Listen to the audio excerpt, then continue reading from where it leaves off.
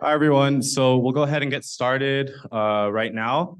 We are on a bit of a tight schedule, so I'll go ahead and jump right in. Thank you guys for all coming out tonight. I'm really glad at the amount of interest that you guys are showing in being involved in something on campus. So I'll just go ahead with tonight's Student Leadership 101. So this is just an overview of the whole presentation. I'll first go into benefits of being involved in something, extracurricular opportunities, including organizations, committees, and other things you can be involved in, requirements to apply, application timelines, and then tips and advice. And then I'll be following that with some student leader presentations where the student leaders will come up and give a presentation on their respective group. Just to preface, I might be going a little bit fast, but this will be recorded and the whole slide deck will be sent out after as well. So just starting up, benefits, why should you become involved on campus? So being involved on campus allows you to have an opportunity to directly apply what you've learned in lecture to real-world situations. You also get to work on skills such as professionalism, time management, and project management.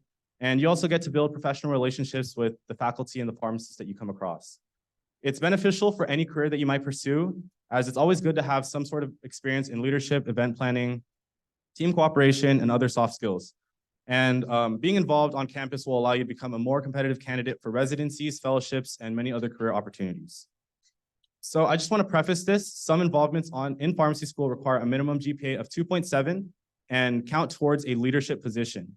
You cannot hold more than 2 leadership positions, and not all positions are counted as leadership positions, and I'll be clarifying this on each opportunity in the following slides. So just starting off with all the extracurricular opportunities that we have. First, we have organizations. So there are national organizations that represent and advocate for a specific field of pharmacy. And these national organizations are connected to our school through the student chapters. So for example, the national organization, the American Pharmacists Association, they're connected through our school chapter of APhA-ASP Pacific. And for example, the California Society of Health System Pharmacists, they're connected through CSHP Pacific. So why should you join an organization? So later in the fall, the organizations are going to have a membership drive where they'll be recruiting members to essentially just pay to become a part of their organization. So the benefits of becoming a member are that you get scholarship opportunities, invitations to member-only networking events and workshops, and discounts to national organization conferences. And this would only be available to you if you paid during the membership drive. And if you do find a lot of interest in the organization that you are joining, and you see that you might want to run it in the future, you're able to apply as a part of the organization's executive board. And some of the benefits of this include you'd be taking a part in running the school chapter of the national organization. You'll be able to host events such as speaker panels, workshops, and networking events for your members. And also, it allows you to connect with professionals in your organization's field. Just to mention, I'm kind of skimming through the benefits pretty quickly just because we'll have the student leadership presentations after. Hopefully, after they speak, you'll be able to get a clear picture of sort of the benefits and the purpose of the organization. So for organizations, if you want to apply for an e-board position, you will need a minimum GPA requirement of 2.7, and it does count towards a leadership position. Next, we have committees. So committees are student groups on campus that are under the supervision of a national organization. For example, Bone Mineral Density Committee is under ASCP Pacific, and all other committees are under APhA-ASP Pacific. So just one thing to note, you are required to be a part of the supervising national organization to join respective committees. For example, if you want to join a committee under APhA-ASP Pacific, you will need to have an APhA membership, which you guys should all have the P1 class because the dean just paid for your first year complimentary. But if you want to join BMD, you need to have an ASCP membership. So some of the things that committees do is they work to host a lot of clinics and healthcare outreach events, such as vaccination clinics and diabetes care clinics. And there's also a lot of advocacy and school-wide events held, just such as the American Lung Association Asthma Awareness Day, and many more that would take forever if I listed them all. So committees consist of 2 co-chairs and multiple project managers. The co-chairs lead and facilitate events and projects and delegate tasks to the project managers. So why should you apply to be a part of committee? So as a part of committee, you would help plan several outreach events involved with direct patient care. You're able to help advocate for the committee's purpose and help fundraise to the national organizations associated with the committee's cause, such as the American Diabetes Association. And also, as always, when involving yourself on campus, you're able to work with faculty advisors and build professional relationships.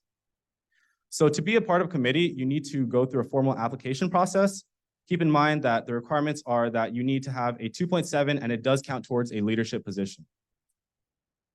So student groups not under the supervision of any national organization include the Black Barbershop Health Outreach Program and White Coats for Black Lives.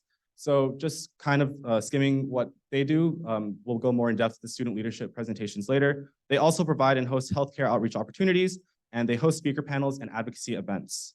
So if you want to apply for the executive boards of any of these groups, you will need a minimum requirement GPA of 2.7, but if you're applying for a position aside from the president, it does not count towards a leadership position. However, if you are applying for the president position, you will need both a 2.7 and it does count towards a leadership position. So just going into some more research opportunities, a lot of the professors on campus have labs and hold research opportunities for first year and second year students. So if you want to, you can go on the University of Pacific website under your professor's profile. And a lot of the times they'll have the topic of interest in what they're researching. And if you see that it aligns with your interests, I would recommend looking into contacting the professor directly regarding your interest to join. And to my knowledge, I don't believe any research counts as a leadership position, and there is no GPA requirement. Some other research opportunities include CAPS Lead, which is California Pharmacy Student Leadership. And it's a selected group of 8 students that conduct a year-long study regarding topics in pharmacy policy, pharmacy education, and more. So in the years past, an example topic was, what is the viability of in-person education versus virtual education? So in joining CAPS Lead, you do have the opportunity to present your poster project at conferences such as CSHP Midyear and CPHA Western Pharmacy Exchange, which is a really great experience to say that you could have had because not a lot of students get the opportunity to present their poster at statewide conferences. And more notably, this past year, CAPS Lead hosted a leadership panel as well. So there's more to be said on that, but the requirements on applying for CAPS Lead require both a minimum GPA of 2.7, and it does count as a leadership position. And then ICOR, which is the Innovative Clinical and Outcomes Research Group, is a selected group of students on campus who are pursuing careers in the pharmaceutical industry. The students work together to conduct clinical trials and complete other industry-related projects. If you've noticed out in the hallway, there might be a flyer of a Fitbit and asking you to participate in a trial. That's just an example of like one of the clinical trials that we're conducting. And there is no GPA requirement, and it does not count as a leadership position. And more information will be sent out later this academic year regarding on how to join. Another opportunity that there is class representative. The class representative is an elected student who works with the APhA-ASP team and also works on providing a schedule and lecture updates for the P2 class. So essentially, one of the big tasks of being a class rep is that you'll be creating a weekly calendar that includes upcoming assignment due dates, exam dates, class schedules, teacher's office hours, and more. The reason why it's just for the P2 class is because the class rep is elected in the spring, which I'll be going more over later, but because they'll be elected in the spring, they'll just be providing updates for that P2 class for their year. They also serve as a senior board president, and the senior board is like a group that works to create events for the pharmacy students. They've done things such as senior board auction and senior board formal, which are both like really fun events for the pharmacy students to get involved in. And as the class representative / senior board president, one of your responsibilities is to recruit 12 to 14 other board members with specific positions. And so if you were applying as a part of the senior board executive board, but not the president position, you will need a minimum requirement of 2.7, but it does not count towards a leadership position. And the president position does both require a minimum GPA of 2.7, and it does count towards a leadership position. So there are also professional pharmacy fraternities, Rho Pi Phi, Phi Delta Chi, and Kappa Psi. I would go into how to join these, but more information on how to join will be provided through the PPFC, the Professional Pharmacy Fraternity Council, as it would just take way too long if I went into the whole process. And if you are a part of the fraternity's executive board, excluding the president option, there is no minimum GPA requirement, and the position does not count towards a leadership position. The president position does, however, require a minimum GPA of 2.7 and counts towards a leadership position. I know there are some P1s that are currently fraternity presidents. I just wanted to clarify that if you are a P1 that has been elected into your president position since last spring, you will still be able to run for 2 leadership positions, as your term should end around spring as well. However, if you're not currently a president and are looking to apply to be your fraternity's president next year, it will count towards your 2 leadership positions in the following year. So other extracurricular activities, these ones don't require any GPA requirements, and they don't count as leadership positions either. So Medicare Part D elective is an elective course that requires an application to be a part of, and the classes of students that apply and do get in work together with faculty to host several healthcare outreach events where the local community and Medicare Part D beneficiaries can attend to optimize their Medicare Part D plans, engage in MTMs with students, and receive diagnostic health screenings such as blood pressure, A1C, BMD, and more. Dr. Patel is going to be giving an in-class presentation with a lot more info than what I've just covered right now, and he'll be coming in during one of your classes to do so. There's another elective, the Diabetes Prevention Program elective, which is hosted by Dr. Sharma, I believe. It's an introduction to the CDC's National Diabetes Prevention Program, and it consists of a lecture and, most importantly, experiential components where you're able to assist with these diabetes prevention program clinics, which are held right on campus with 2 individuals in the community with prediabetes. And if you guys are interested in joining that, Dr. Sharma will be sending out an email later this semester as well. And I'm not sure if you guys have been made aware yet, but every class has course liaisons, which are basically just like the teacher's sort of like way of connecting with the student body. You guys act as a bridge between course coordinators and students. There's no GPA requirement or it doesn't count as a leadership position, but it's a really good way to connect with the professors. And a lot of the times it doesn't take that much time and it's just a good way to personally connect with them.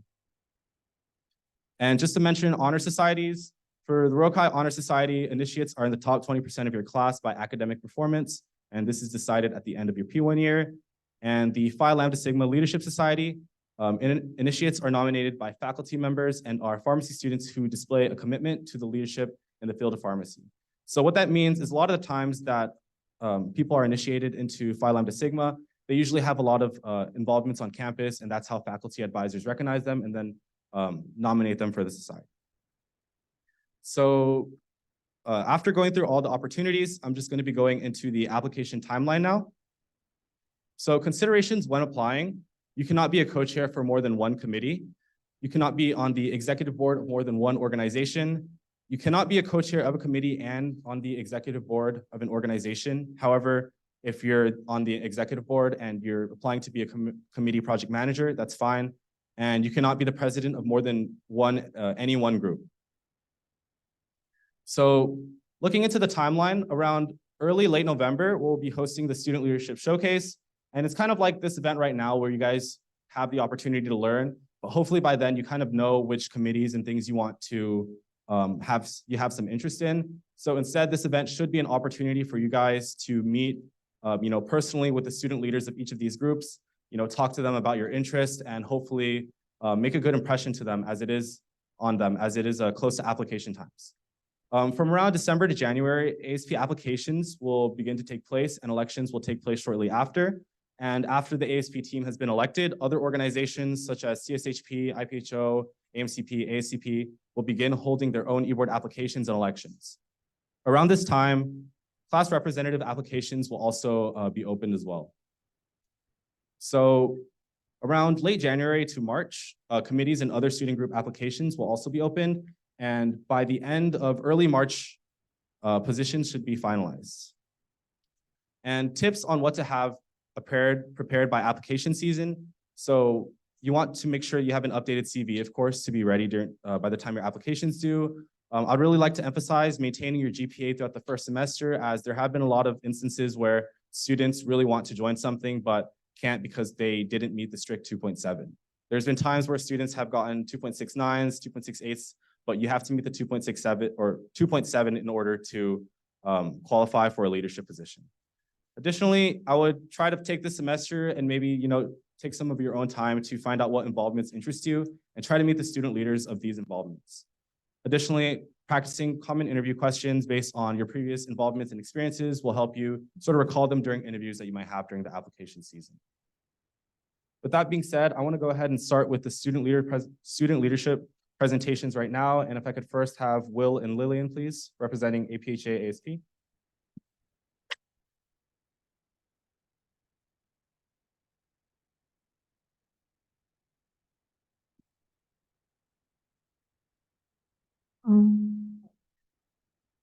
Okay, hi everyone. I'm Lillian.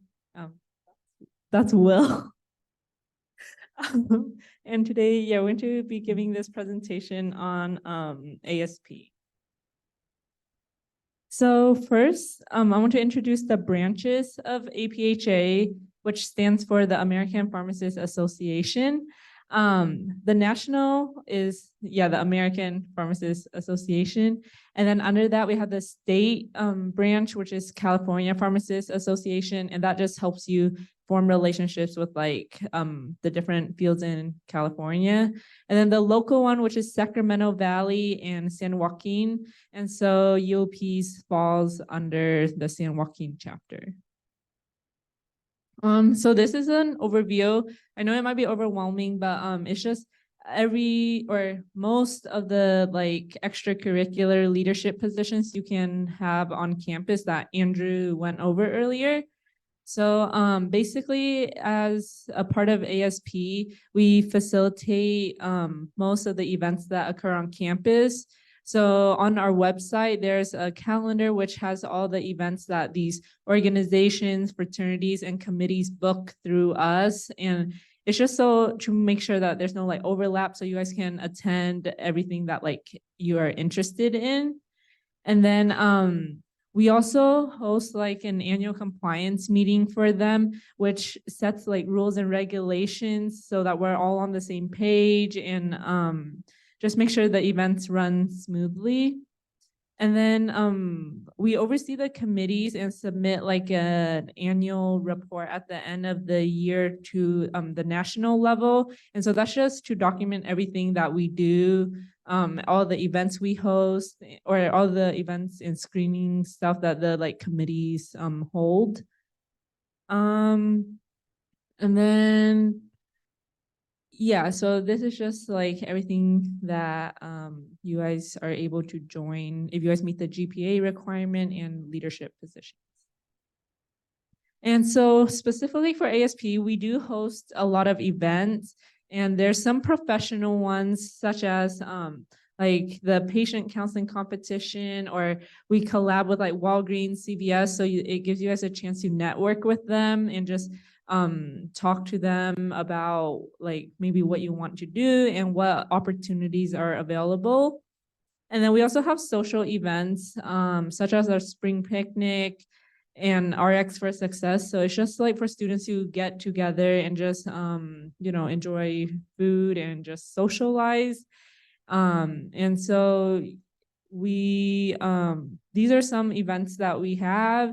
And then in October, it's American Pharmacist Month. So there's where we plan a lot of the events during that month just to like educate and just put it out there and to the community and stuff that like what pharmacists do and what like opportunities are available for them, access to vaccinations and stuff like that.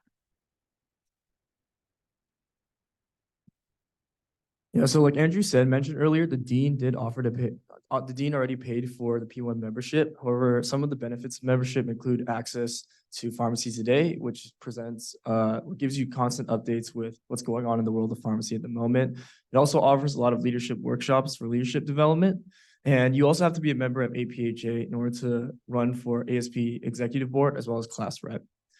Another thing I wanted to cover being part under APhA is that there are multiple conferences that they host that are amazing for professional development as well as connections.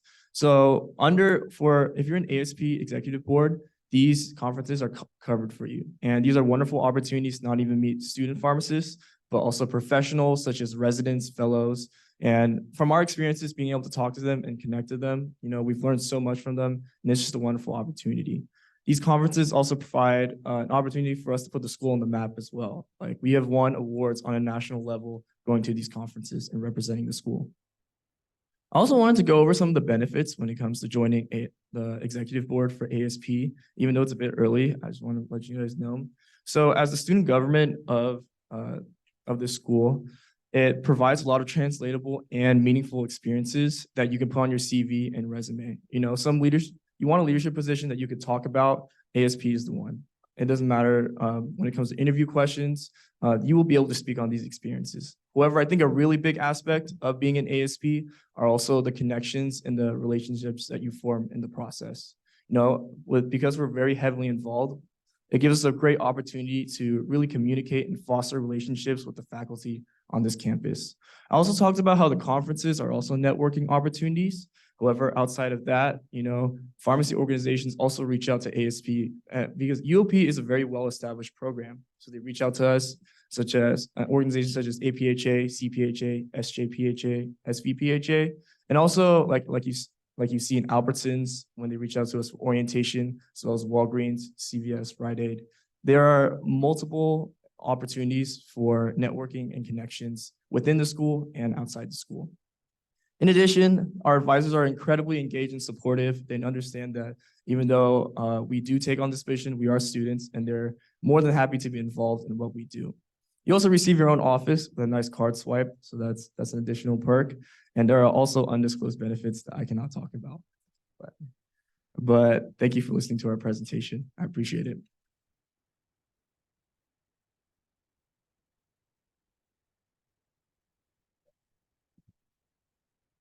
Thank you, Will. If I could have Nick from CSHP come up, please.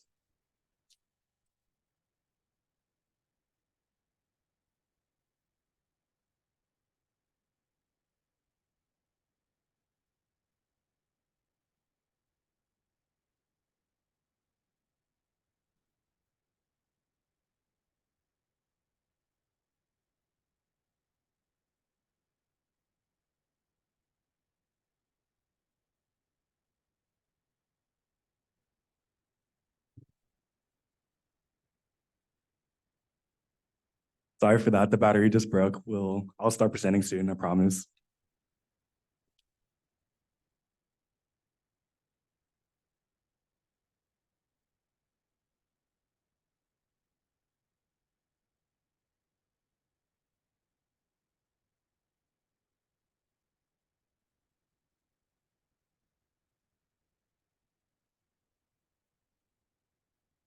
So hi, everyone. I'd like to thank everyone for taking the time to come out and just hear about the wonderful opportunities. I see a lot of familiar faces from orientation, and I'm glad that you guys are just here to check out what UOP has to offer. So with that being said, my name is Nick. I'm the president of CSHP, and without further ado, I'm just gonna go right into the presentation. So CSHP, or CSHP Pacific, stands for California Society of Health System Pharmacists. And CSHP Pacific is a student chapter of CSHP. And CSHP is the state version of ASHP, which is the American Society of Health System Pharmacists. And ASHP is actually a really good resource. So ASHP, I'm not sure if you guys know, is also the organization that's in charge of the big residency directory of every program throughout the United States. If you want to be able to find out about a residency program, you can use that directory. And we're just a subset of that. So as you can see, ASHP is divided into student chapters and affiliate chapters, which would be the practicing pharmacists such as Central Valley and Sacramento Valley. So with that being said, CSHP is the largest CSHP student chapter here in the state. And we've also received a couple accolades as well, receiving national recognition this year and national recognition last year for chapter distinction and from ASHP. So just to provide a little bit of context, what is health system pharmacy? So health system pharmacy is a really broad term, just to describe pharmacists that, work in a health system, and health systems mean things such as integrated health systems like Kaiser, hospitals, and any other forms of clinical pharmacy. So health system pharmacy is a really big umbrella term, and it incorporates a lot of different pharmacy fields or professions, such as clinical pharmacy with the different specialties, managed care, outpatient, ambulatory care, and more. And as part of CSHP, our job is to pretty much provide a voice and be able to, in this case, help with professional development, and in the case of practicing pharmacist chapters, be able to lobby in the interests of our patients and health systems. So what does CSHP Pacific do? So we've had a pretty busy year last year. Over the last year, I was taking a look back, and we did about 21 events, including general student body meetings, conferences, membership dinners, healthcare outreach opportunities, mentorship programs, research symposiums. And a lot of these were things that are good opportunities just to develop professionally, be able to network with others. And we also tried our best to incorporate feedback and things that people are interested in. For example, we received feedback about wanting a geriatric speaker panel. We decided to host a geriatric speaker panel. And there's also some programs that we do every year as well. So if I were to sum up the three different categories that CSHP Pacific's events fall under, it would be professional development, networking, and providing resources and opportunities. So with that being said, professional development, we host a whole bunch of different things. Since it is health system pharmacy, a common stepping stone to health system pharmacy is residency. So there are a lot of different events to be able to gear you up to be a competitive applicant for residency, or just a way to be more competitive for jobs in general. This can be through residency events, education and preparation, career pathway panels, mock interviews and CV reviews, student success seminars led by faculty that have done residencies and fellowships that are able to kind of give their own story into that. And we also have conferences. But if I were to highlight one event that I would say is my favorite, or I guess the biggest event that we have, it would be the annual residency showcase. And that's pretty much where we invite multiple residency programs, both from in-state and out of state. Last year, we were able to get places like Seattle's Children's Hospital or some other programs out of state.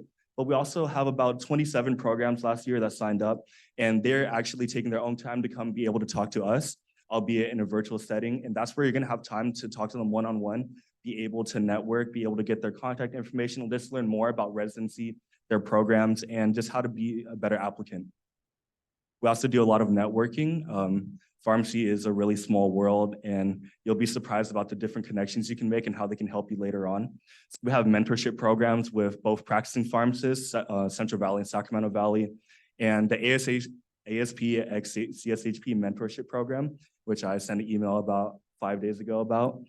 We also have conferences, socials, and just de-stress events, just a place to be able to meet others on campus and meet others in a professional setting. And we also do community service events, just to be able to give back and just to be able to show our presence as leaders in pharmacy. And lastly, we do resources and opportunities. CSHP Pacific, our job is to just make sure that you can make an informed decision about what you want to do, when you want to do it.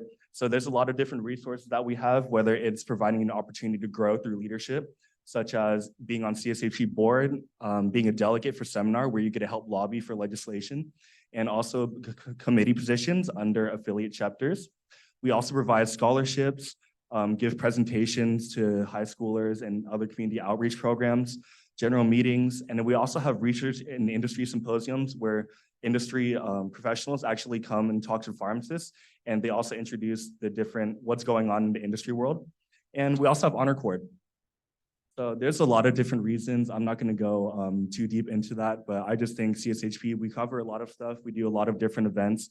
I think that if you're remotely interested in residency, or even if you're not sure, it's an amazing way to be able to just check out what health system pharmacy has to offer. And with that being said, something to look forward to would just be our upcoming event next Thursday, the Welcome Back Barbecue and the APhA-ASP Primer and Residency 101. So there's going to be some food at the beginning, and there's pretty much going to be Dr. Odell, our faculty advisor, going to what's going on at your hospital IPs that's taking place in your P2 year. And we also have Dr. Ko. She does a wonderful job of explaining what a residency is, how to get a residency, and it's a great introduction if you're thinking about that going into your P1 year. So that'll be taking place next Thursday. And if you have any questions, we have a website and Instagram. You can email me personally. And the link tree is just going to have a whole bunch of different links on there. It's going to have the Instagram website, a couple links to RSVP for upcoming events like the APhA-ASP Primer, the mentorship program. And it also has some resources such as our newsletters, what CSHP does in general. And it also has the ASHP residency directory if you're curious. So with that being said, thank you again for your time.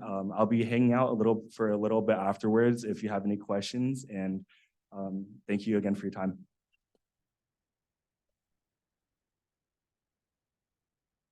Thank you, Nick. If I could have Douglas Chu come down for SCCP.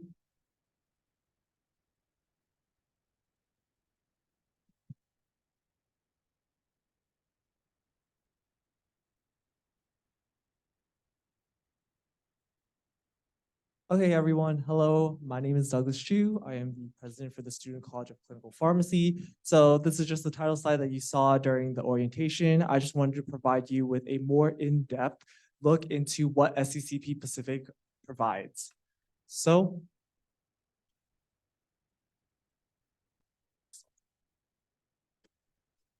I can just.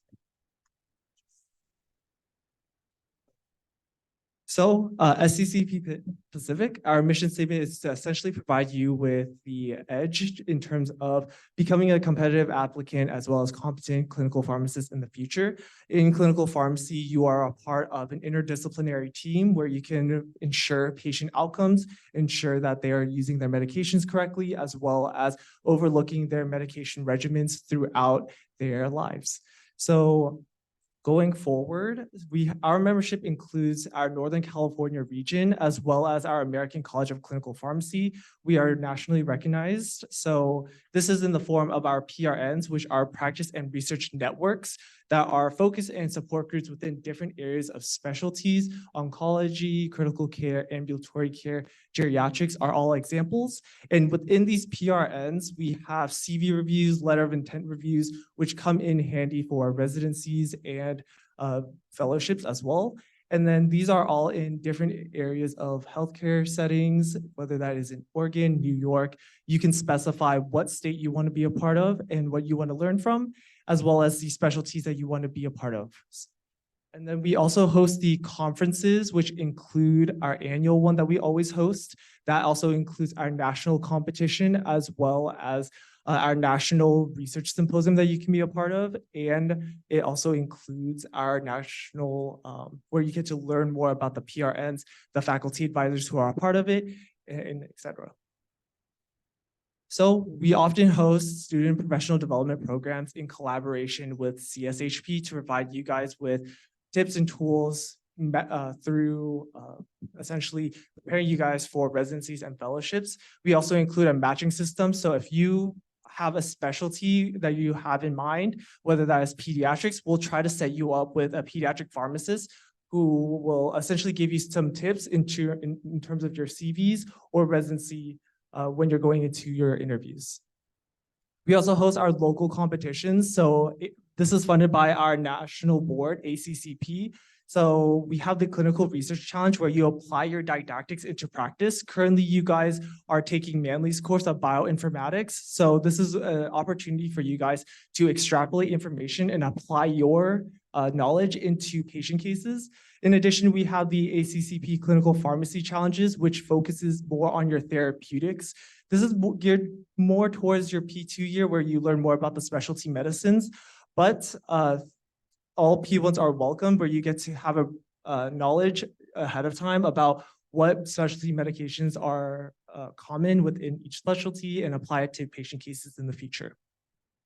We also host many of the research opportunities. We have our local research symposium that we host in the summer where you get to learn more about the student leaders part of these research opportunities, which also includes CAPS Lead.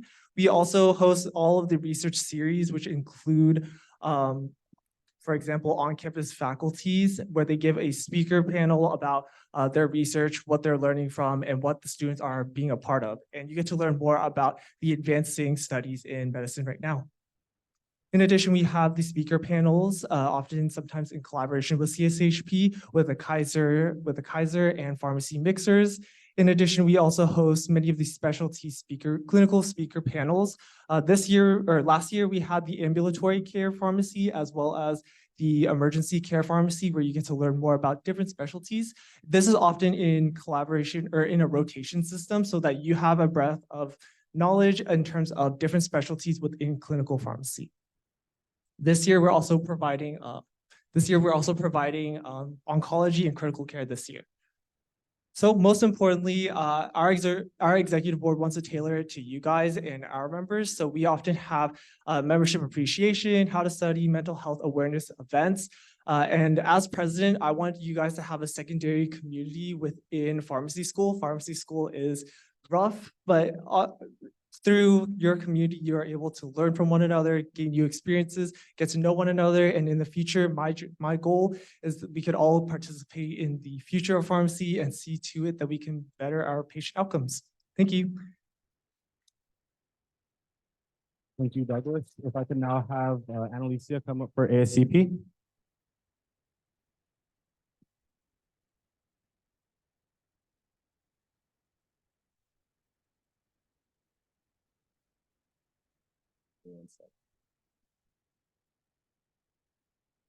Hi, I'm Annalicia, or I go by Anna. I'm just the Vice President of Finance and Fundraising for ASCP. But I just wanted to be pretty brief here because we do have a general meeting coming up this Monday at noon for more information. But the ASCP stands for the American Society of Consultant Pharmacists. Basically, we focus on working with geriatric patients in the geriatric population.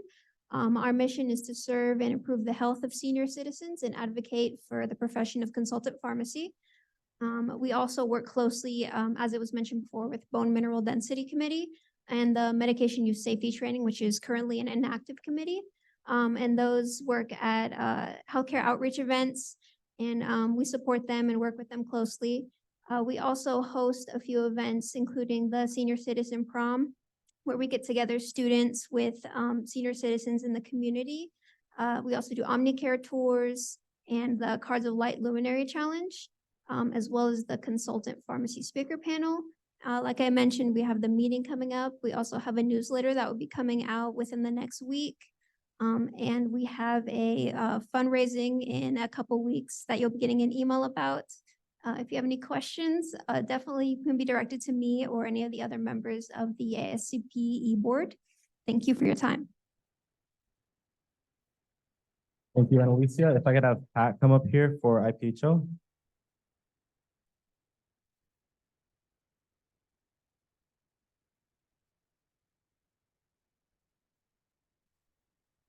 All right, hello everyone. My name is Patrick Delgado. I really saw most of you earlier last week, but we're going to be going over IPHO and what we do and what you can get out of being a member.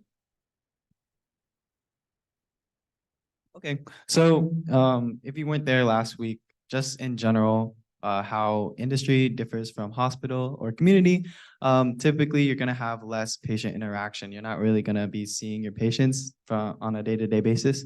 You're going to be working in like a various different roles, so sales, research, law, regulatory, things like that. And there's also different functional areas within industry, such as clinical development, med affairs, reg affairs, and marketing. So that's just like a brief little overview of industry. But IPHO on campus, we hold speaker panels, workshops. So actually we have a workshop coming up with Pfizer within these next couple months. VIPCC is our national competition, which will be coming out within this next month as well. Pharmathon is our 48-hour competition that happens at the end of your summer semester of P1 year. Volunteering opportunities, because we like to give back also to our community, and general meetings as well. So, okay, so this is some advertisements that you'll get in your email. So yeah, Pfizer collaboration, Pharmathon, VIPCC. Okay, so student opportunity, leadership opportunities within IPHO. So this quote is from Rachel. She's our director of professional programming. It's kind of long, bear with me. So she said, being a part of IPHO offers an opportunity to work closely with a team of like-minded individuals to coordinate and offer events to students where they can cultivate their knowledge of the pharmaceutical industry and discover the role that pharmacists play in drug development. Some events that we hosted this past year include Pharmathon and various fellowship showcases. It's through these events that hosted by IPHO that she was given the opportunity to grow her leadership experience by enhancing her skills in communication, logistics planning, and public speaking. Furthermore, IPHO has offered opportunities to expand her professional network as you are put in direct contact with industry professionals who serve at the forefront of their fields. From just this past 2 semesters, IPHO has had the pleasure of working with professionals and fellows from Pfizer, Genentech, and Boiron Pharmaceuticals. So that's what you get out of becoming an exec board member, which will come out later in the spring. And with being a member, so I feel like industry is new to a lot of people. So we will have events where you will learn more about specific functional areas. So industry in general, it's a really fun, exciting time. It's a rapidly growing field. So if you can find out what you want to do specifically, the better off you are, later on when you're trying to apply for fellowships. And it's getting more competitive each year. So with our many competitions, you gain experience with learning how drug development works, how you present. It gives you all these skills that will later be applicable when it comes time for fellowships. You can also learn directly from our fellows that come out and network with industry professionals, as stated before. Other than that, we also do have honor cords at graduation and membership appreciation lunches. That is all from me. If you want to contact me, you can, I believe Andrew is giving out our contacts at the end, but you can also DM our Instagram, follow us, and our LinkedIn is coming soon. Thank you.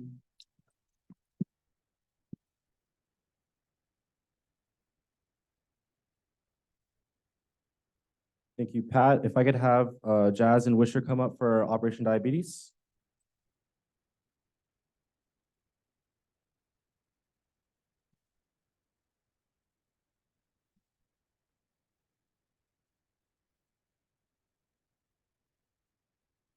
Hi, everyone. So just to clarify, we are a committee. So everyone you just heard from was an organization.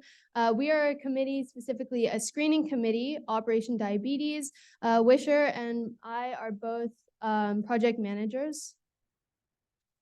Okay, so a little bit about our mission statement. We are here to strive to help student pharmacists identify those in our community who are underdiagnosed with diabetes or are at risk of developing diabetes. So there's a lot of people living in Stockton or the surrounding cities who maybe don't go to their doctors super regularly. So this is a free opportunity for them to come to our clinics and our health fairs and get their lab values tested. And they can bring these values to their doctors, or we can also help educate them a little bit more, either if they have pre-diabetes, uncontrolled diabetes, no diabetes. It's just a great opportunity for people in the community to come and learn a little bit more about the disease state.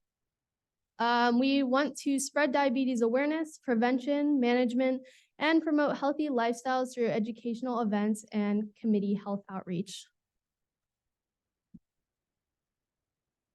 So more on what we do is using the skills that you'll acquire this semester in your skills course, specifically A1C, cholesterol, and blood pressure. You'll provide free screenings for our local communities. You'll see specifically in the diabetes care clinics that we hold, as well as within those clinics and health fairs, we collaborate with other committees and orgs such as Operation Heart and Operation Immunization for the healthcare outreach events. And specifically for the Diabetes Awareness Week, just to kind of spread more information about how diabetes works and how it affects the community.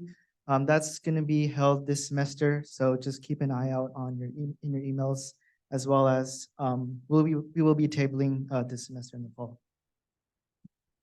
I just want to emphasize this is a really great opportunity to get that one-on-one patient interaction.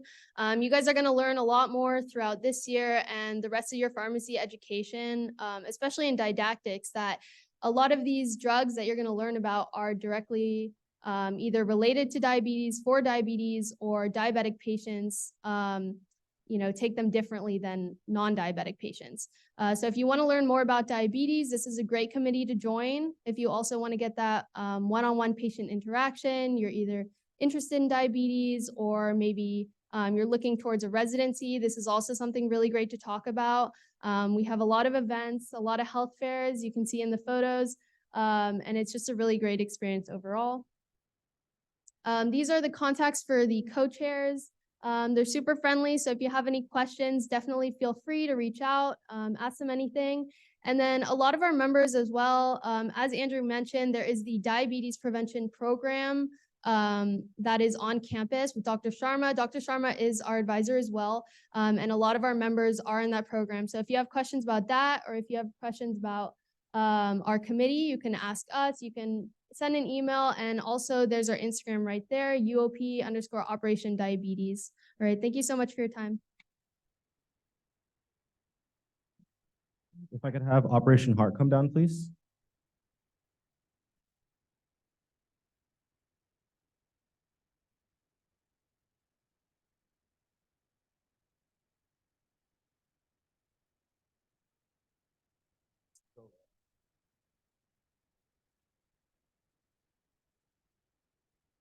Hello, everyone. Thank you for coming. On behalf of Operation Heart, welcome to UOP. Welcome to P1 year. Hope you guys have a lot of great memories, learned some new things. I know I had a good time. But let's get started. I'm gonna start off with some introductions. So my name is Kevin. I'm one of the co-chairs here for Operation Heart. I'm a P2, obviously. I transferred from UC Davis. And as a part of Operation Heart, you know, as a co-chair, we do a lot of planning and organization and logistics for the health fairs around campus. So as part of our responsibility is a lot of kind of thinking on the spot, adapting, and just making sure everything runs correctly. So it's really developing a lot of the soft skills that you might not get in your classroom environment and applying that in a patient care setting. So that's what I kind of got out of this organization, and I'm going to pass it on to my... Hi, my name is Rose. I am the second co-chair of Operation Heart. I was a pre-pharm, a 2+3, and with Operation Heart, like what Kevin said earlier, we are a screening committee. During your third semester of P1 year, you're going to start learning about cardio and how about it's one of the #1 disease states, especially with the geriatric population. And being in Operation Heart, I was able to learn more about like patient care, how to consult, learning more about blood pressure, cholesterol, and as well as like ASCVD and healthier lifestyle recommendations that we can help with our patients. Hi, everyone. My name's Taylor. You might recognize me already from ASP, but I'm also project manager for Operation Heart. I'm a transfer student from San Diego State.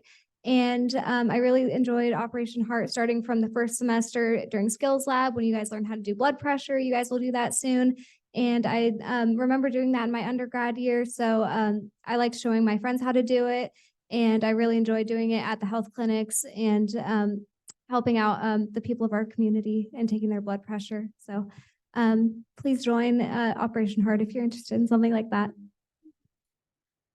Hi, I'm Milton. I'm also a project manager and I'm also a transfer student. One thing I do like about Operation Heart is that as Operation Diabetes mentioned, we work with other committees to collaborate and host these events. And also there's also excellent patient interaction that you'll be having with not only the other professional organizations, but also the patients we'll be working with. So, in lecture, you're always learning about the theoretical, what could happen in this and how should you approach this. But when you're actually sitting down with a patient at a table and you'll be looking at them in the eye and holding their hand, trying to get their blood pressure, trying to get their blood, that's a whole new different experience. So being part of the Operation Heart gave me a lot of experience and knowing how to talk to them, how to consult them, how to also, let them know like what their values are and how to interpret it and how they should approach it, including lifestyle modifications and other things. So I think it's a great opportunity. So it's definitely join Operation Heart.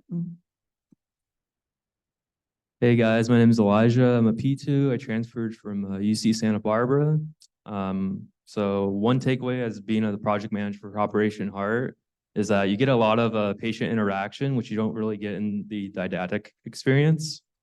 So going to health fairs, you get to make little connections with patients, which really boost your morale to keep studying because in the future you're going to be the one they look up to. So this really helps support that. And also you get to help or work with other committees, form friendships, and just helps foster your pharmacy experience. So join today. Okay, so we're gonna go with our mission. It is to improve the cardiovascular health of our of our community. Like I said earlier, we do offer blood pressure screening, diabetes screening, and cholesterol screening, as well as counseling, lifestyle modification, medication review, and risk assessment. Yeah, so going on, the other half of our mission is going to be just raising awareness about cardiovascular issues. So very similar to Operation Diabetes, we host events throughout the semester. You'll see us tabling out in PHS. So the next event coming up is World Stroke Day. It's on October 29th. It's on a Sunday, but you'll see us the day after. We also have American Heart Month coming up in February and World Hypertension Day coming up in March.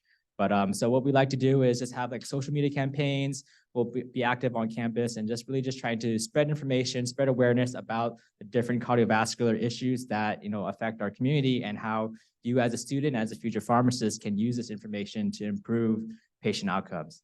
To sum it all up, like everyone said, we're very involved on campus in terms of being active in the health fairs. You get a lot of patient interaction. You get a lot of faculty interaction and peer interaction. You get to work together with a lot of different communities and committees here on campus. So yeah, without further ado, so there's our information. If you have any questions, feel free to reach out. You can also hit us up on Instagram at @OperationHeart_UOP. I forgot to put up on there, but yeah. So thank you for listening. Hope you have a great rest of your day. Thanks. Thank you. If I could have Kelly and Jamie come down for Operation Immunization.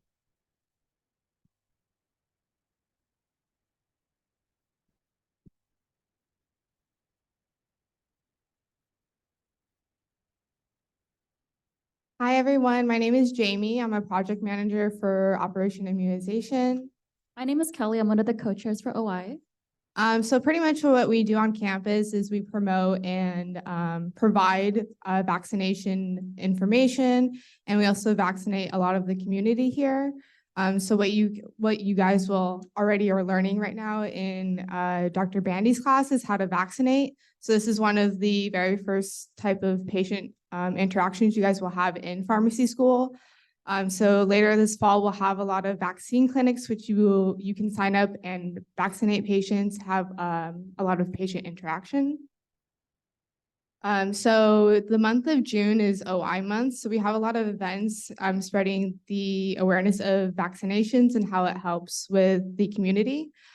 So we made stickers up there, tabling for awareness. And then we actually had a really fun water balloon toss, which actually Dean Gunderson actually participated in the water balloon fight at the end. So look out for OI month. That usually happens in June.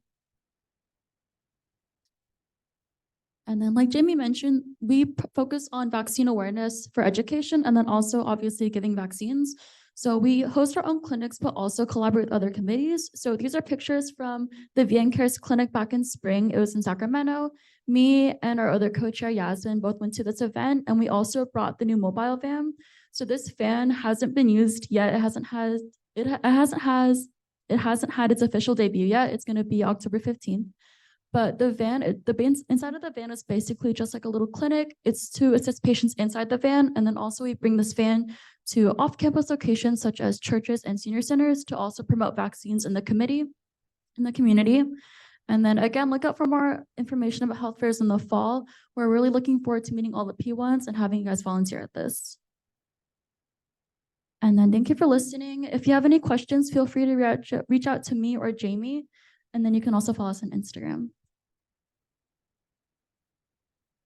Thank you. If I could have Judy and Christina come up from VNCares.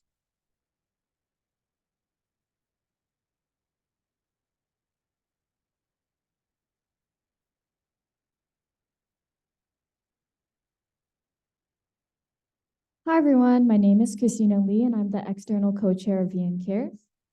Hi, everyone. My name is Judy. I'm the internal co-chair of VNCares. So next slide. So what is VNCares? VNCares stands for the Vietnamese Cancer Awareness, Research, and Education Society. We are a nonprofit steering committee, and we were first established at UC Davis in 2001. The UOP Pharmacy chapter was established in 2007, and the CNU chapter was established in 2011. So we have a long history of being very proactive in addressing the health needs of underserved communities. We help spread awareness about cancers most prevalent in the Vietnamese community, such as colorectal, cervical, and breast cancer.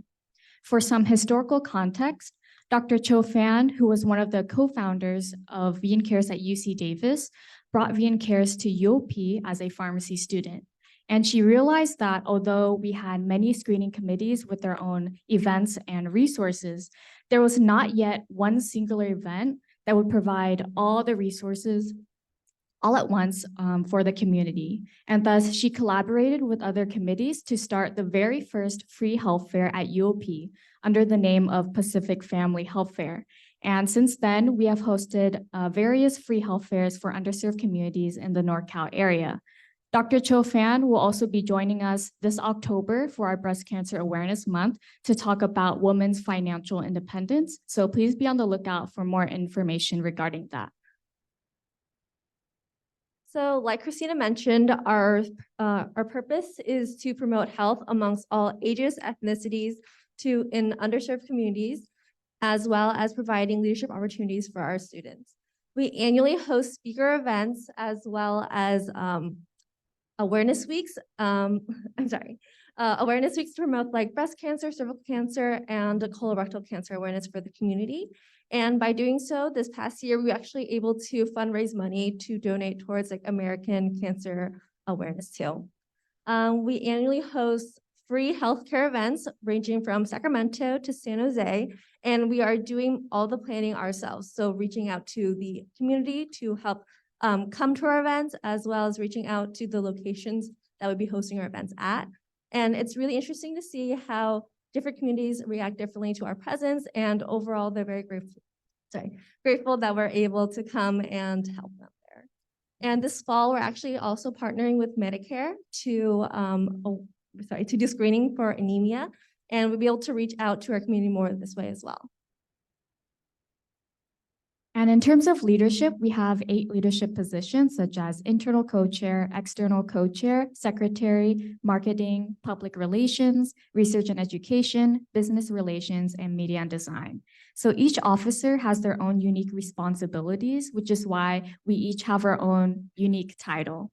And something that makes us stand out is that when we plan our health fairs, we plan it from start to finish. So each of us will personally reach out to vendors, venues, restaurants, volunteers, and preceptors all on our own.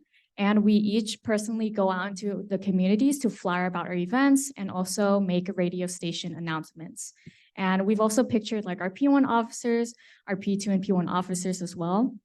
And the picture below is actually from our most recent health fair in San Jose at the Vietnamese American Community Center. And so VNCares has a lot to offer in terms of leadership, experiences, and opportunities. And if you would like to learn a little bit more and see more about what we do, these are our social medias. We post a lot on Instagram, so feel free to check us out. And we hope to hear from you soon. Thank you. If I could have Jeannie from Bone Mineral Density come down, please.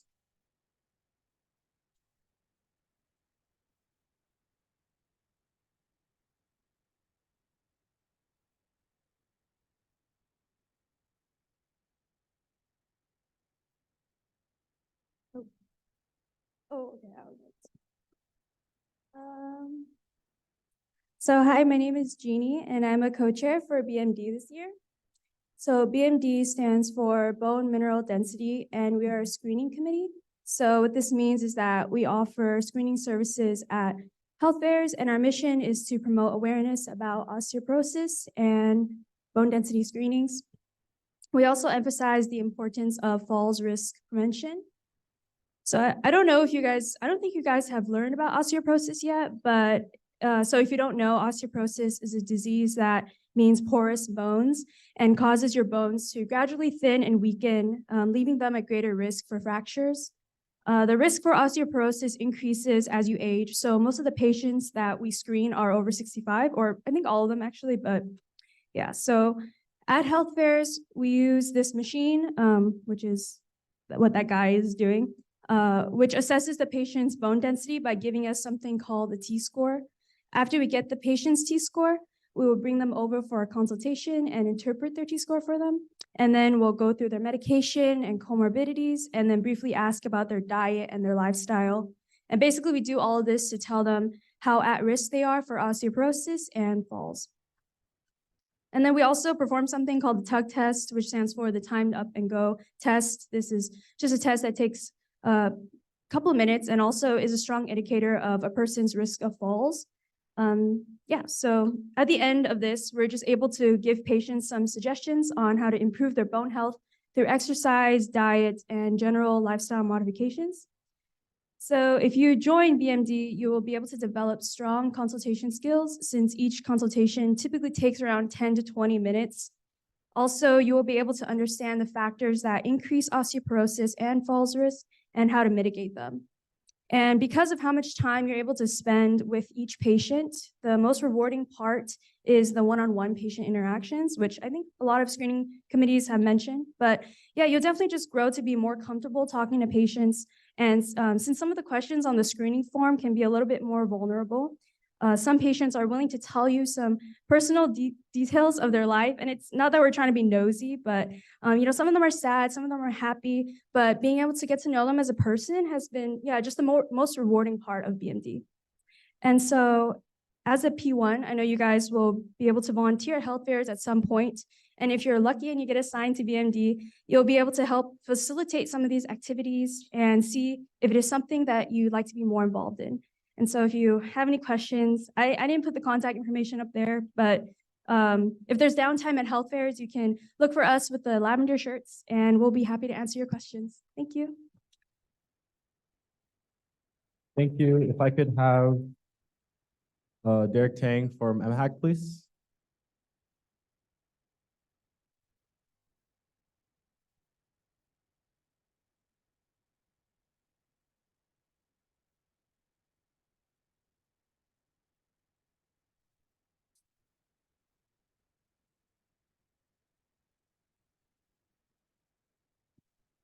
So, hello, my name is Derek, and I am representing MHAC, which stands for the Mental Health Awareness Committee. And our goal for MHAC is to make sure that we're spreading awareness for the treatment, ongoing research, and just general education of mental health, and to also reduce the stigma against mental and psychiatric illnesses. Now, a couple of our involvements includes participating in health fairs to provide mental health screenings, including screenings for anxiety, depression, insomnia, and memory loss. We also help plan out several events on campus, such as social de-stress events or speaker events, where the main topic is about managing anxiety or stress, possibly improving your study habits, or maybe improving your sleep schedule, because I think all of us have some form of sleep deprivation. Another thing that we do is we create presentations and present them at one of the wellness centers all around California, just to sort of target the older demographic. And a couple of past presentations we have done include topics about autism, PTSD, OCD, and a variety of other things. So that is not working. That is my contact information up there. If you'd like to, ask me any questions about MHAC or other questions just in general about pharmacy school. In regards to the Medicare health fairs that are coming up, MHAC does need a couple of student volunteers. So if you're interested in that, feel free to contact me. But thank you for your time. Thank you, Derek. If I could have Darren from ALA come up, please.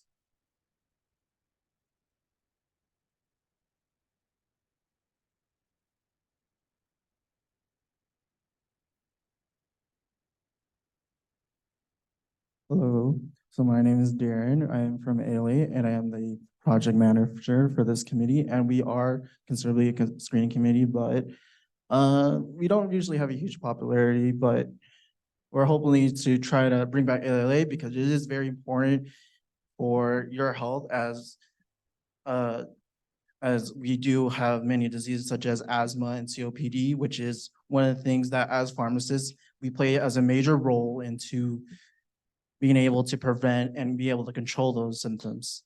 So one of the things that we do for ALA is that, again, with the screening committees, we do help in being able to identify that and as well to do proper and to be able to use inhalers properly, which of course, you'll probably learn that in Skills 1 later on, as well as in your next semester. We'll also be talking about smoking cessation with Dr. Galal, who is also as our advisor for ALA, and talking about how to eliminate tobacco use, and more to come later.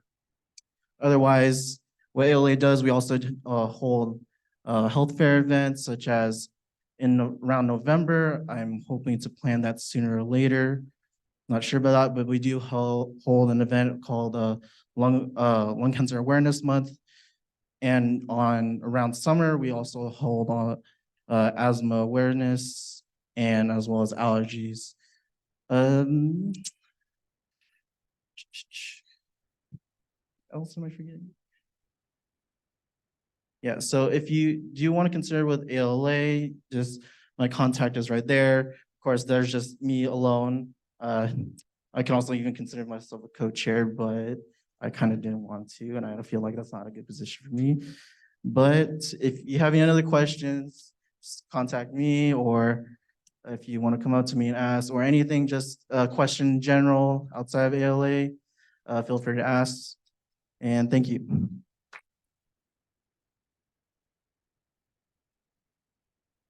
Thank you, Darren. If I could have Angelina and Nee come up for CAC.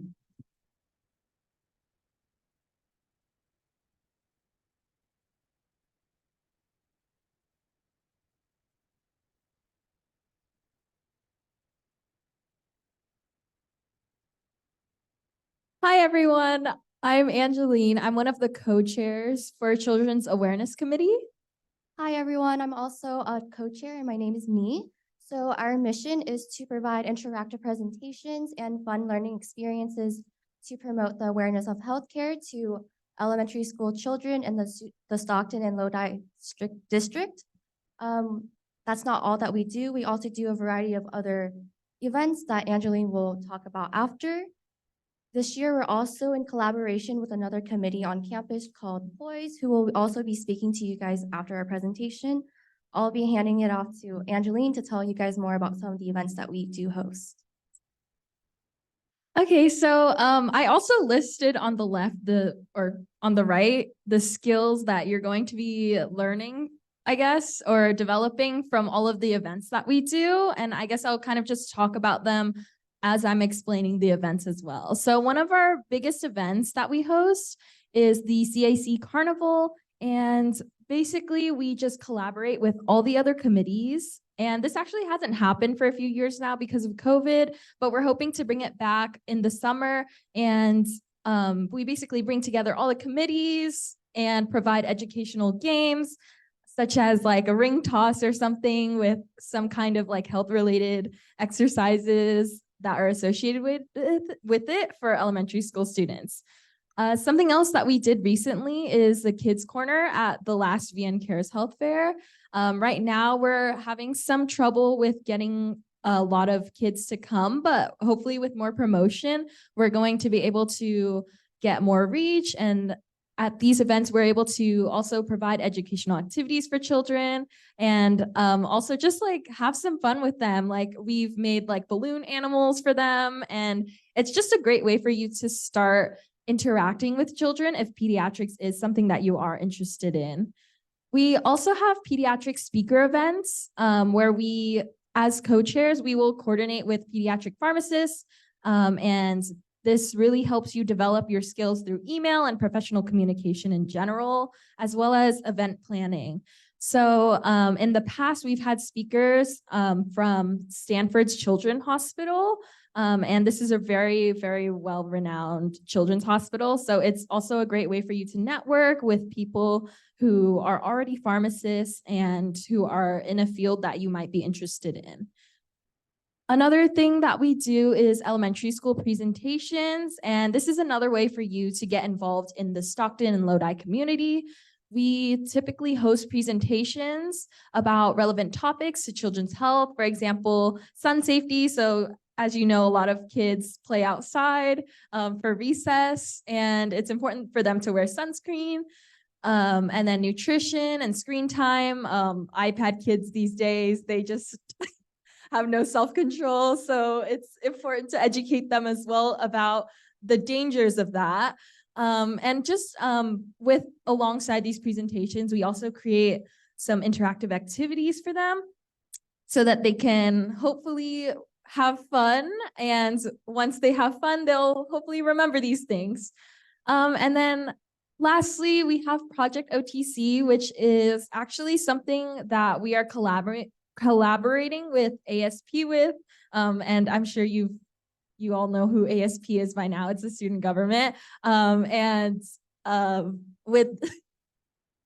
With this, we're trying to equip local high schools and communities with knowledge about over-the-counter medication. And as you guys know, over-the-counter medication is way more accessible than prescription medication. And it's just important for them to know these differences and to be more educated about how they can help themselves. And so if you guys have any questions, feel free to come up to us after. And I believe Andrew's also sending out our emails. Even if you're not interested or not like completely dedicating yourself to pediatrics, our committee is still a great way for you to dip your feet in and see if this might be something that you want to be considering.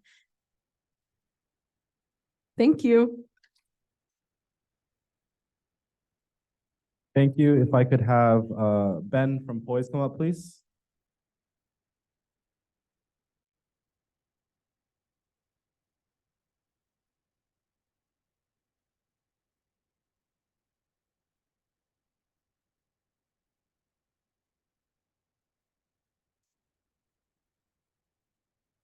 Hello, everyone. My name is Ben. I'm a co-chair for POYSE, which is Specific Outreach for Youth Services and Education. So our goal for POYSE is to promote the promote interest in secondary education in the local Stockton community for primarily high school students and middle school students. So some of the things that we're currently involved in, we have an OTC education we're going to be collaborating with ASP and CEC for to make outreach events geared towards high school students, and we're primarily going to be focusing on OTC education, and what we really talk about is drug interactions, dosing, and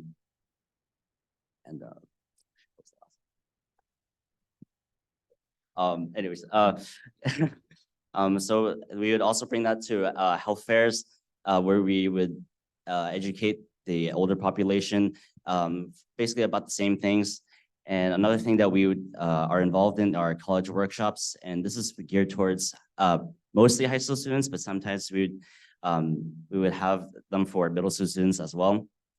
What we would do here is we would teach them more about college and professionalism and how to be better prepared for when they apply for college in their senior year of high school. So here's my contact information. If you guys have any questions about anything POYSE related or just anything pharmacy school in general, please feel free to reach out to me. And thank you. If I can have Ethan and Katie from SPAC come up, please.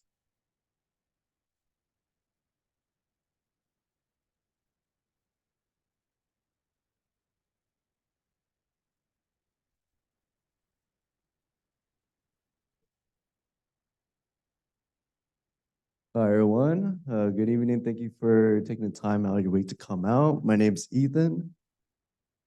I'm Katie. And we are project managers for the Student Pharmacists Advocacy Coalition, aka SPAC.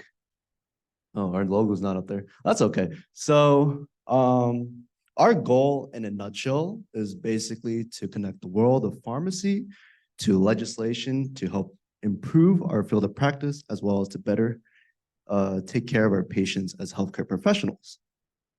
And the least we can do as a committee is to prepare each and every one of you to become better advocates for your profession in the future once you come out graduating from pharmacy school as a pharmacist, right? And this is very crucial because if you find yourself in the future, you're frustrated about the job market, your working conditions, or if you find yourself limited from treating your patient as best as you could, we need to equip you with the tools necessarily to make a change in policy.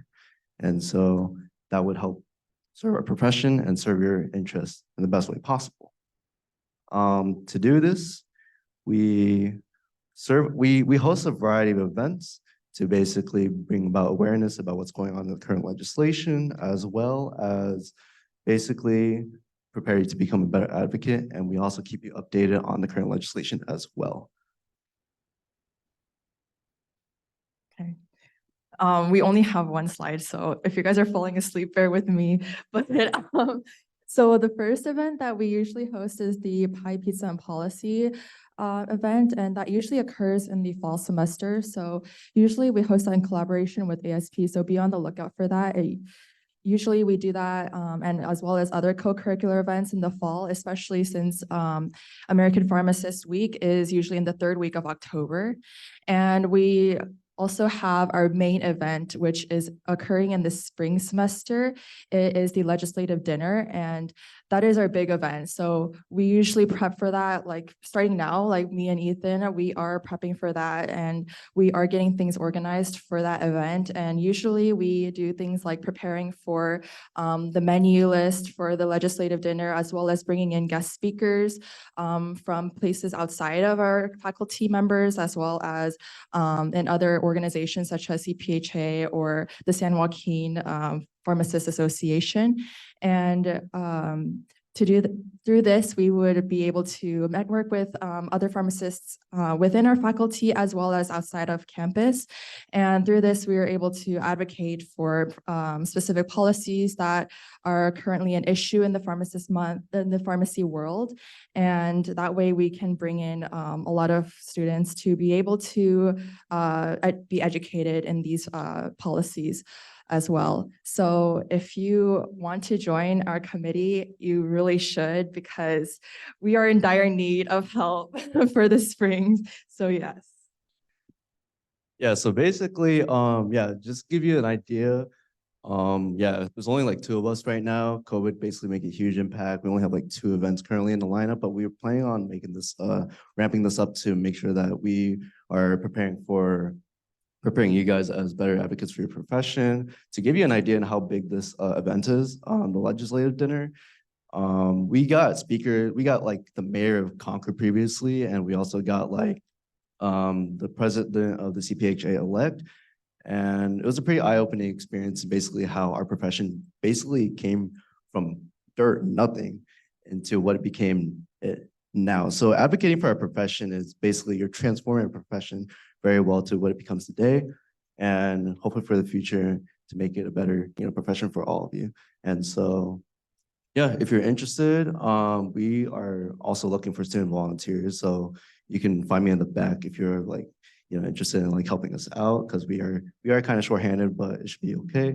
And yeah, if you're interested in advocating for your profession, for pharmacy, highly encourage you to join in the spring when the time comes around. So yeah, thank you so much. Thank you. If I could have Ploy come up for WC for BL and BBHOP.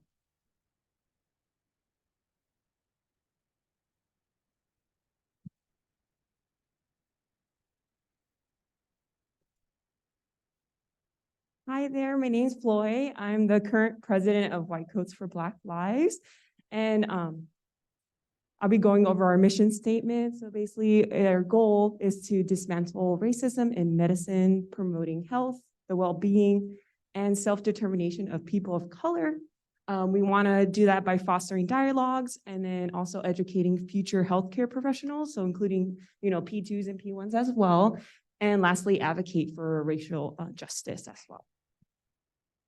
So just briefly going over your A board, there's only 4 of us at the moment. We're small but mighty, but currently this is my board. Just letting you know, my VP, Adriana, and my treasurer, Ivan, they're actually from undergrad. So I thought that was interesting when I joined last year, was trying to bridge the gap between our school and undergrad, because I feel like when I came, I didn't understand pre-pharm. Like I didn't know what that program was. So I thought our program was cool in combining that. And so I thought that was really interesting as well. So these are some of our events. Briefly, most of our events happen during Black History Month, which is during February. A lot of them were online during Zoom because it's just convenient. And we also had a lot of speaker panels and basically educating about what health disparity was, what social determinants were, and like marginalized groups, but also understanding what we can do about it. It's one thing to state it and understand what the problem was, but how do you fix that? And so I thought that was really important as well. That one in the middle, the green one, which is the community health fair, as you know from like OD, OH, all the other committees, we do collaborate with them. So just letting you know that we host an event with OD during that time as well. And so lastly, if you have any questions, come say hi. My email's there, but we also have a general one. And then that's our Instagram and Facebook. Thank you. And sorry, bear with me. I'm going to do the next presentation as well.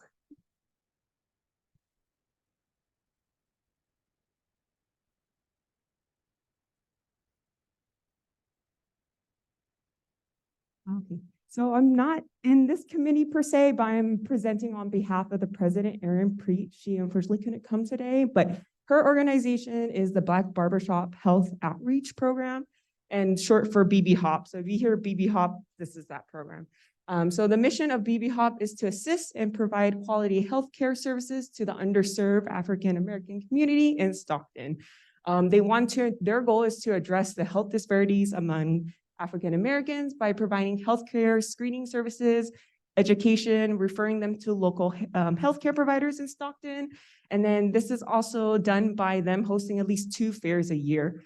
So which brings me to our first event. This is happening Labor Day. So if you are in the area, definitely highly recommend, especially if you're a P1, you could definitely volunteer because you will be attending some healthcare events coming up. So this will kind of be a good way to dip your toes, see how it is. It's only 4 hours. You kind of get to shadow and see how OD, OH operates. I will be there as White Coats for Black Lives. So you kind of see how our committees kind of blend in with the healthcare committee or healthcare fairs that you will potentially attending in the fall. And if you have any questions about that, there'll be her contact information. There should have been an email sent out as well, but if you do have any questions, I'm more than happy to answer that, or you can also email them as well. And Instagram and Facebook is up there as well, so give them a follow as well. Thank you. Sorry, one last time.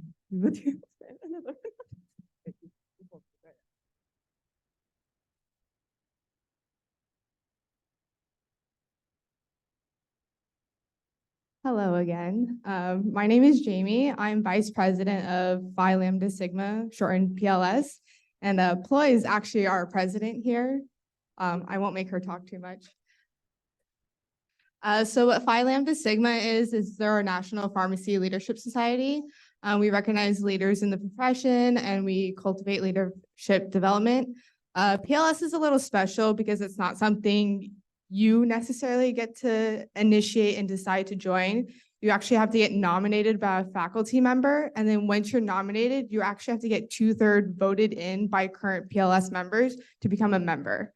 So it's a little bit special in that case. So as you can tell, many people who talk today are actually PLS members. So we're recognized as leaders in pharmacy and in our school. So many of which are involved in organizations, committees, student groups, research, academic, and even fraternities. So here is our most recent Instagram post. We actually just got inducted in the last week of summer. So we are brand new. And then the next picture is our fabulous e-board members. So you'll eventually see us around. We'll be wearing black polos. So we do host events. So one of them are the leadership seminars, which you have to get it for co-curricular. So look out for that event. We also do karaoke night. And then you're also able to do national leadership workshops that the bigger PLS committee does. And then, which is really cool, is Dr. Ko, which is one of our faculty members. She's actually PLS president. So big PLS, she's the president. So that's really cool. And then another benefit of becoming PLS is we actually have a really nice banquet with ROCI.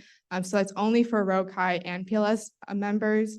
So that's very cool. So become active. And then if you're recognized as a leader, you can join PLS. I guess I just wanted to mention, because I know for ours, you do have to get nominated. One tip is start talking to people, start talking to your professors, start talking to even P2s, start getting to know your class, because that network there starts with, that's like the basic level, right? And so I recommend that, because if you are interested in that, that's the only way you're going to gain that experience. And also you kind of figure out what you want to do, because I know you only here for like 3 years. How do you decide in 3 years what you're going to do? So I recommend going to events, start going to your professor's office hours, just saying hello. You don't need to do anything crazy. Just say hi, and then you could ask about what the professions are. And so that would be my main tip, at least for joining PS. All right, so if you guys have any questions, you can email myself or Ploy. And then honestly, if you guys have any questions about pharmacy in general, ask any PLS member. They're very involved, academically smart. Just get to know the members of PLS and you'll be set for pharmacy school. Thank you, and we're almost done, so bear with us. Okay, thank you, Jamie and Ploy. If I could have Jeremy come up from Rho Pi Phi.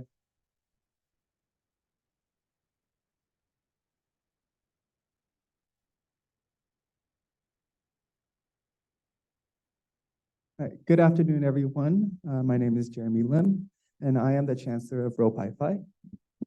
So Rho Pi Phi is an international professional pharmacy fraternity that is dedicated to the promotion of professionalism, unity, fraternalism, and friendship. The Lambda Sigma Delta chapter of RPP was founded at the University of the Pacific's Thomas J. Long School of Pharmacy in 1992, which makes us the youngest professional pharmacy fraternity on campus.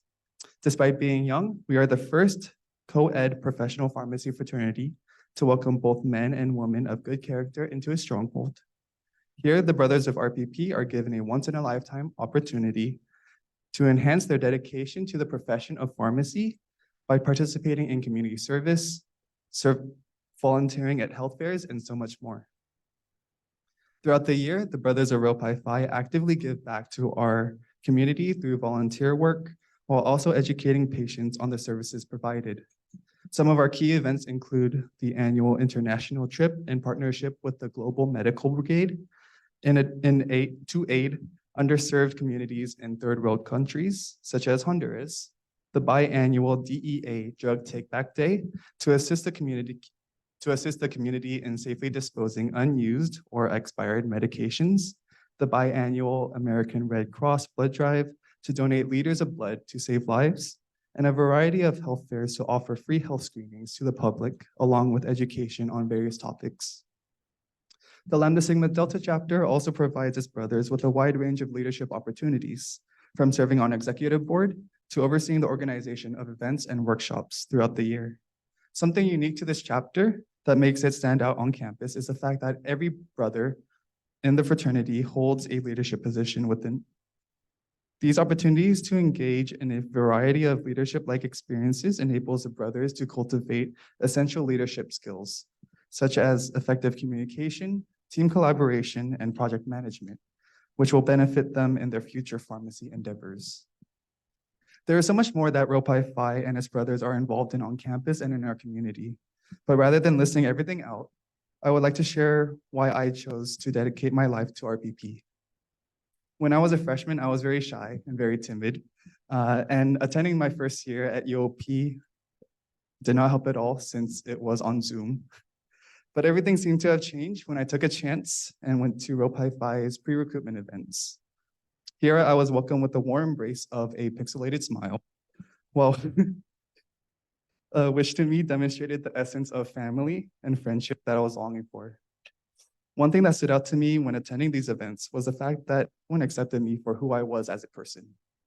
I did not have to flaunt my accomplishments that I've had in high school, nor did I have to achieve a 4.0 GPA in order to be accepted by the fraternity. But most importantly, I did not have to wear a mask to try and fit in as I have done in the past. Instead, I just had to be myself to be accepted by the brothers of the fraternity. Ever since I joined Rho Pi Phi three years ago, I have seen nothing but growth in myself personally and professionally. But I have also seen this growth in the fraternity as a whole. I've been privileged to participate in so many opportunities that help advance my pharmacy career to the next level. Not only that, but I have also formed some of the greatest friendships with the brothers of this fraternity. Together, we have shared many memories, laughed until we peed our pants, and cried until our eyes were red and puffy. Nonetheless, I could confidently say that joining Rho Pi Phi has been one of the greatest decisions that I've ever made in my life. Lastly, if you ever have any questions about Rho Pi Phi, please do not hesitate to shoot me an email or to go up to anybody wearing this blue polo or wearing those letters up there. And we will be more than willing to answer your questions. In addition, you can follow us on Instagram at Rho Pi Phi. That's spelled RHOPIPHI. Thank you for listening, and I hope you have a great rest of your day. Thank you, Jeremy. If I could have Megan from Phi Delta Chi come up.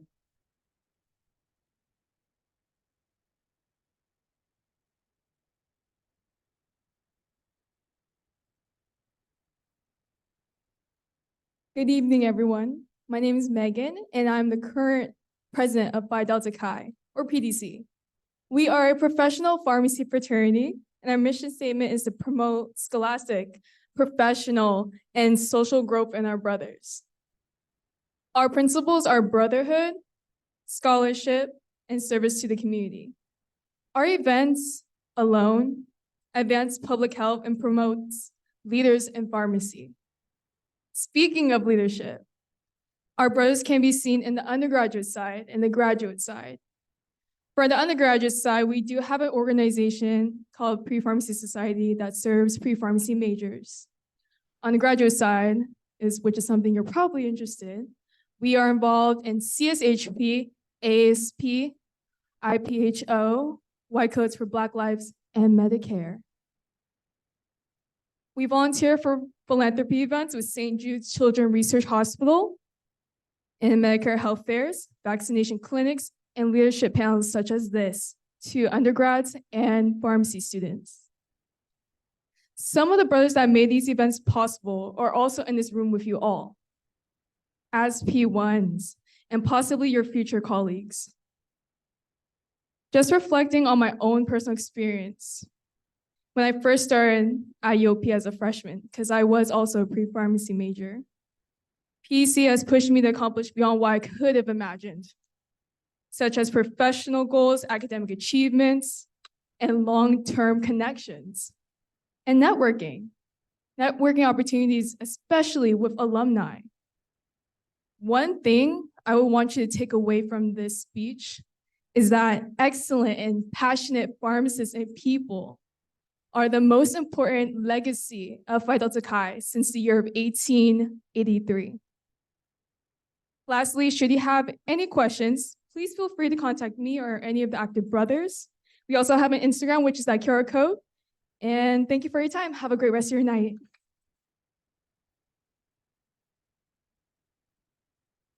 Last but not least, if I could have Andre from Kappa Psi.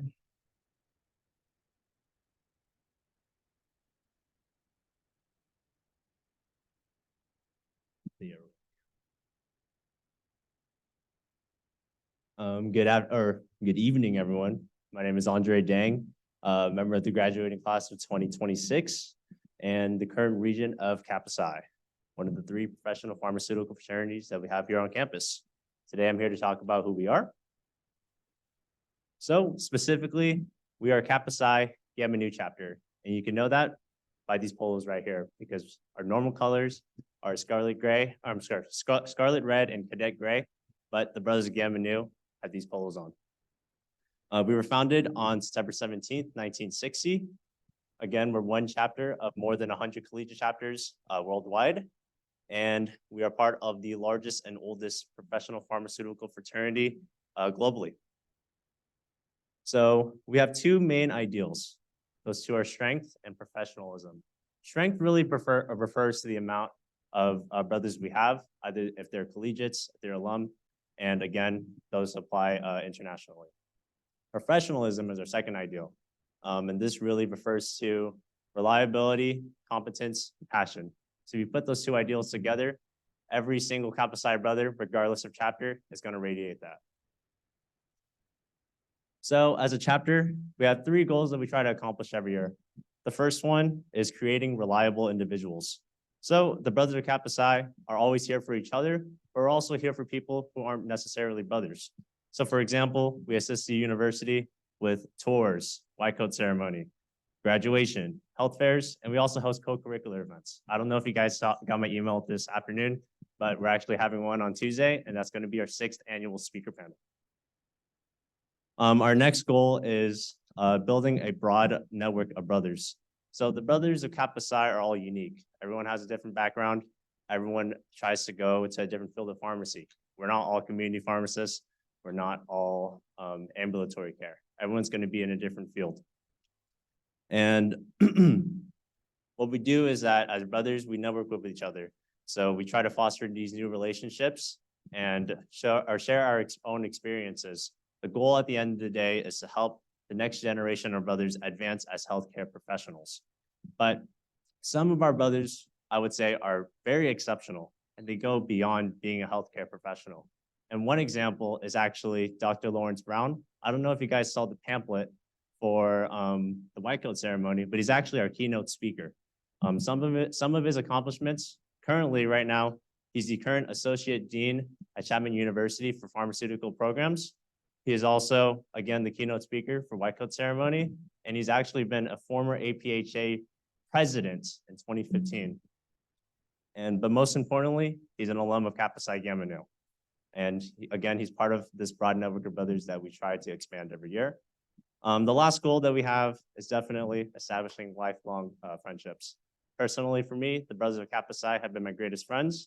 I have built relationships beyond the classroom, whether it's with, again, my own current collegiate brothers, but also with alumni that I always talk to every day. Again, another thing we have that's special is that we have the most amount of faculty that are brothers on this campus. In fact, we actually have 16. I can give you some examples. Dr. Rogan is actually one of them, Farm 131. We also have Dr. Jessica Song, as well as speakers we have coming in next Tuesday.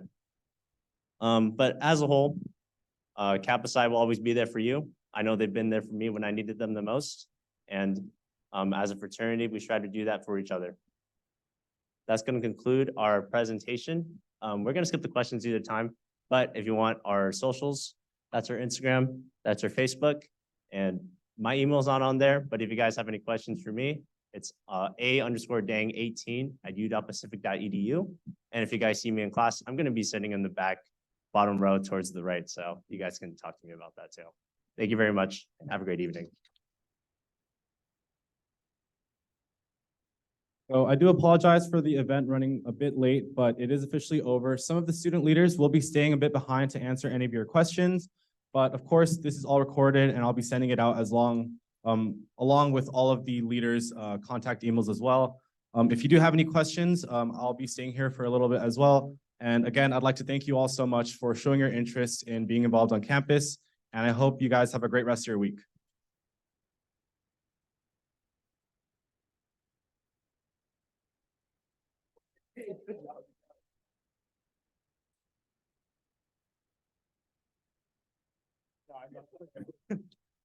We only finished like 8 minutes.